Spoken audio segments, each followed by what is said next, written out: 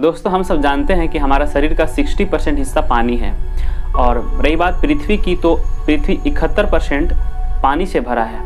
लेकिन हमारे मन में सवाल आता है कि आखिर पृथ्वी पर इतना सारा पानी आया तो कहाँ से आया, और वो भी पृथ्वी पर ही क्यों आया। इससे पहले हमें पानी के बारे में पता होना चाहिए।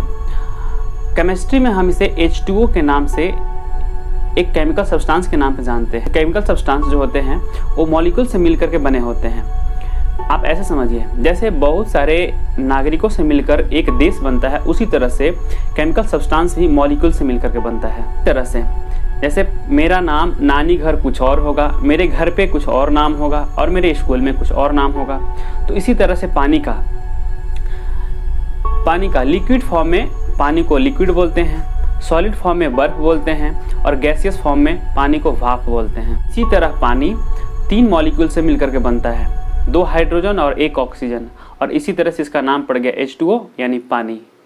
विज्ञान के अनुसार इस सृष्टि की शुरुआत एक धमाके से हुआ था।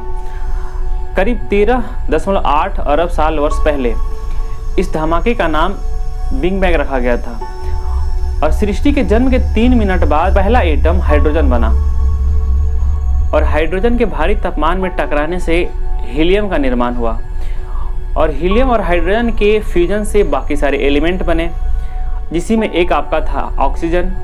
ऑक्सीजन और हाइड्रोजन ने एक साथ रहना शुरू किया, तो जब रहना शुरू किया तो इसको बोलते हैं, केमिस्ट्री में बॉन्ड बोलते हैं। और ऑक्सीजन ने हाइड्रोजन की 2 अंगुली थामी, जिससे H2O बना, और जिसको H2O यानी हम लोग जिसको पानी बोलते हैं।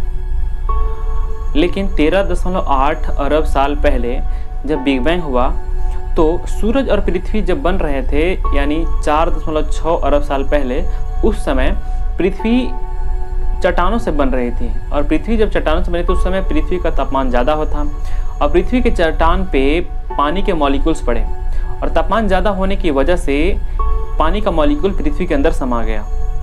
बाद में जब वायुमंडल ठंडा हुआ तो पृथ्वी के तापमान से भाप बन करके पानी ऊपर उड़े और ऊपर उड़ने के बाद बादल बन गए और बादल होने के बाद बारिश शुरू हो गई और इस तरह से पृथ्वी पर पानी शुरू हुआ।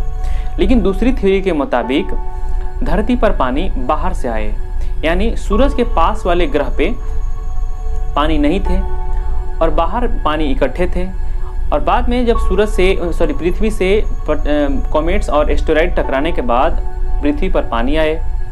लेकिन अब आप सोच रहे होंगे कि पृथ्वी पर ही पानी क्यों, तो आपको बता दें कि पृथ्वी के पास वाले ग्रह के पास ज़्यादा तापमान होता है और यहाँ पे पानी नहीं हो पाती है।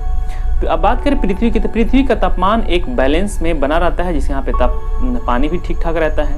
और पृथ्वी से दूर वाले ग्रह पे तापमान ज़्यादा ठंडा होने की वजह से पानी बर्फ में बदल जाते हैं।